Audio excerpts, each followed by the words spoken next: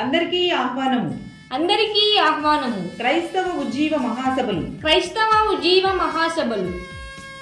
అందరూ మారుమనసు పొందవలనని కోరుచు. 2 పేతురు 3:9.